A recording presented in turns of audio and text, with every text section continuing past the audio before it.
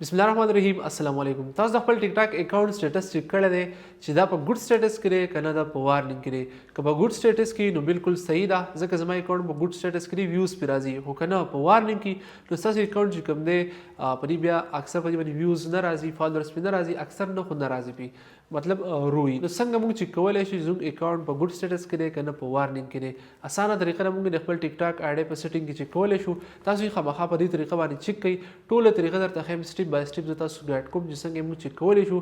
راځئ سکرین درته ځو، خو د دې نه مخکې زه تاسو یو ریکویسټ کوم که تاسو زما چینل نه سبسکرایب کړئ خامخا یې سبسکرایب کړئ او مخکې د ویډیو شیر هم کړئ. زما خپل موبایل سکرین درته او ټوله طریقه درته درښیم. نو زه راغلم خپل ټیک ټاک اکاونټ ته. تاسو زما موبایل سکرین سایډ ته ښکاري چې څه پکې هم کوم تاسو ورته ګورئ. زه راغلم خپل ټیک ټاک اکاونټ ته. دغه شی به تاسو خپل ټیک ټاک اکاونټ ته راشئ. دا زما ټیک ټاک اکاونټ دی. بره بیا تاسو دا 3 ډاټس کوئ، تاسو په دې باندې کلیک کوئ. اوس موږ معلوموو چې زموږ د ټیک ټاک اکاونټ چې کوم سټیټس دی دا ګډ سټیټس کې دی کنه د په وارنینګ کې دی. نو کله تاسو په 3 ډاټس باندې کلیک کوئ، دلته کې به تاسو څلور آپشنز راوړي. یو د کریټر ټولز بیلنس دی، یو مای کیو آر کوډ دی او سیټینګ اینډ پرایویسي.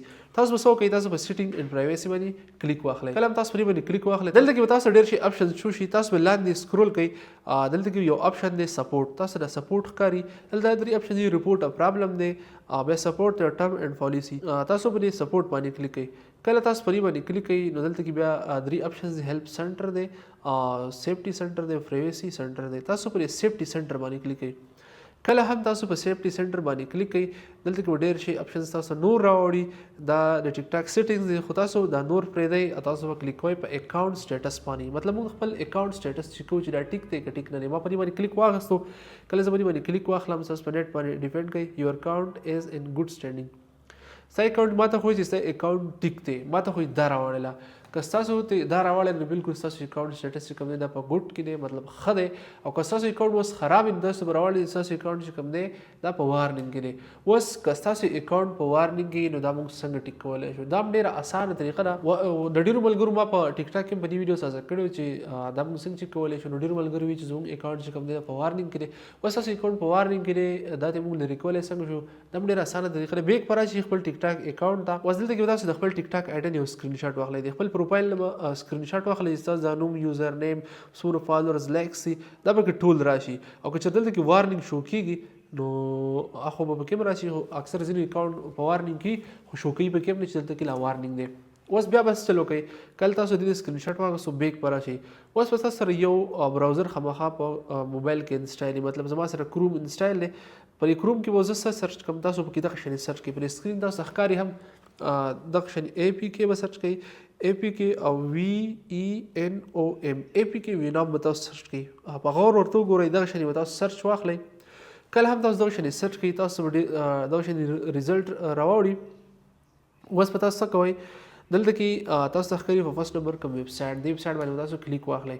کله هم تاسو په دې باندې کلیک واخلئ، ما په دې باندې کلیک واخیستو، تاسو دا ویب سایټ شو شي.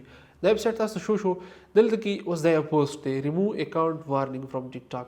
دا پوسټ تاسو ته ښکاري، خو ځینو ملګرو ته به دا پوسټ نه ښکاري ځکه له پاسه پې بیا نور پوسټونه شوي.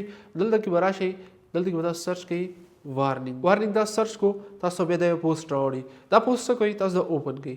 کله تاسو دا پوسټ اوپن کوئ، تاسو د انټرفیس شو شي، دا هر څه به پرېږدئ. لاندې به راشئ، دلته کې اخري وخت ته به راشئ. دلته کې تاسو دا زیړ بیک گراوند لیکل ښه تور لیکل دي او بیک گراوند زیړ دی. ډېر ټیک ټاک ټیم نه واخله او د اخره پورې به تاسو دیزګي پورې به تاسو کاپي کوئ. څنګه به کاپي کوئ، به تاسو دغه شی ډېر ټیم کلیک واخلئ دیزګي نه، او بیا به تاسو لاندې دغه شی ته راشئ. کله تاسو لاندې راشئ دغه شی کله تاسو لاندې راشئ دیس پورې به تاسو دغه سلیکټ کوئ، په کاپي باندې به کلیک کوئ. دا تاسو کاپي کو. اوس لاندې ناشنا بټن دی اپلای ناو، تاسو څه وکئ، په دې باندې کلیک واخلئ. کله هم تاسو په دې باندې کلیک واخلئ، تاسو دغه شی انټرفیس شو شي. کوم لیکل اوس تاسو کاپي کړي دي هغه تاسو دلته کې څه وکئ، پیسټ کړئ. پیسټ هم کوه.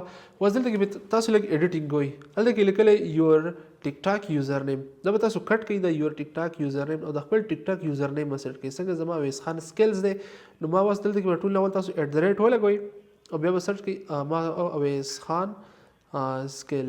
اوس دا وشو، په خپل یوزر نیم ولیکلو. اوس کوم سکرین شاټ چې تاسو ایستلی دی، اب تاسو دلته کې اپلوډ کړئ. دا ایمیج دغه تاسو ته ښکاري، په دې باندې تاسو کلیک واخلئ. ما اوس دا سکرین شاټ ویستلو، زه په ډن باندې کلیک کوم.